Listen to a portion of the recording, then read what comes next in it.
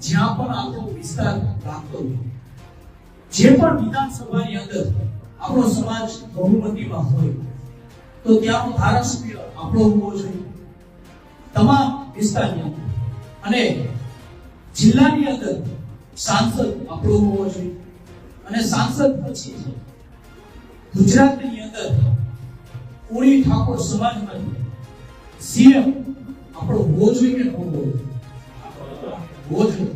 જો આપણો સમાજનો સીએમ હશે તો આપણો સમાજને વિકાસ થતા કોઈ નહીં મળશે.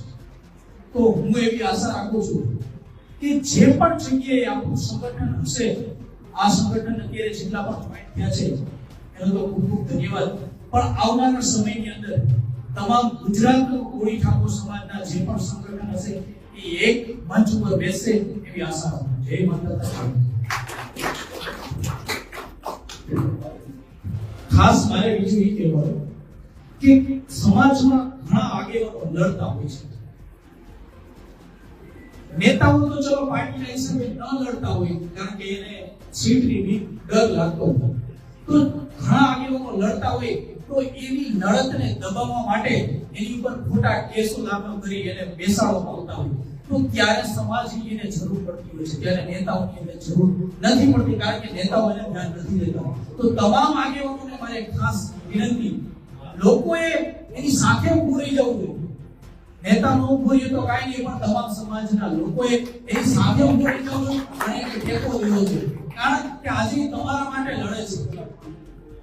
આજે તમારા માટે લડે છે તો કાલ સવારે એની ઉપર કોઈ પણ આફત આવે તો તમારે એની સાથે ઊભું રહી એની સાથે લડત કરશો તો કાલ સવારે એક નહીં, બે નહીં, ત્રણ નહીં, ચાર નેતા ઊભું રહેશે, અને એની સામે કદાચ એક વ્યક્તિ ઊભો રહેશે ને તો એ અડીગામ ઊભો રહેશે, અને એની સામે 1,000 શું 1 લાખ પર ઊભો વ્યક્તિ એના વિરોધમાં ઊભો રહી જશે તો એને કોઈની તાકાત નથી એને હલાવી શકે. તો ખાસ સમાજને વિનંતી, કોઈ પણ સમાજનો વ્યક્તિ લડતો હોય ને એની સાથે ઊભું. હું ગુજરાત કોળી ઠાકોર સંઘના પ્રમુખ જયેશ ઠાકોર. આજે ચોટીલા મુકામે કૃષિ ભારતીય બાપુના અધ્યક્ષ સ્થાને એક મિટિંગનું આયોજન કરેલું છે કે જે સમાજમાં જે અન્યાયો થતા હોય છે તો કોળી ઠાકોર સમાજના જેટલા પણ સંગઠનો છે તેના તમામ અધ્યક્ષ, તમામ પ્રમુખો, તમામ આગેવાનો આજે અહીંયા ઉપસ્થિત રહ્યા છે, અને એવું નક્કી કરવામાં આવ્યું છે કે ગાંધીનગર એક બેઠક કરવામાં આવશે, અને બેઠક કરી સમાજમાં જે હક નથી મળતો, જે સમાજમાં જે અન્યાય થઈ રહ્યો છે એને લઈ એક બંધારણ કરવામાં આવશે, અને આવનારા સમયમાં એ બંધારણ કોળી ઠાકોર સમાજનું અમે જાહેર કરશું.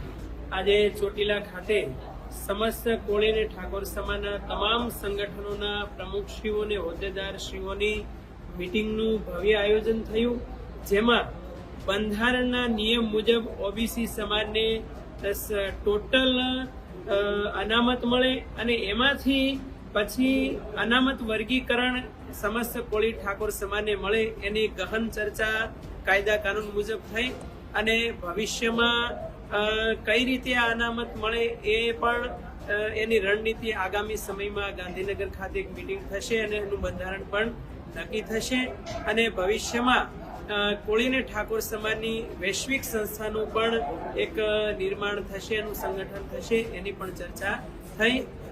ઓમ નમો નારાયણ. ભારત માતા કી જય.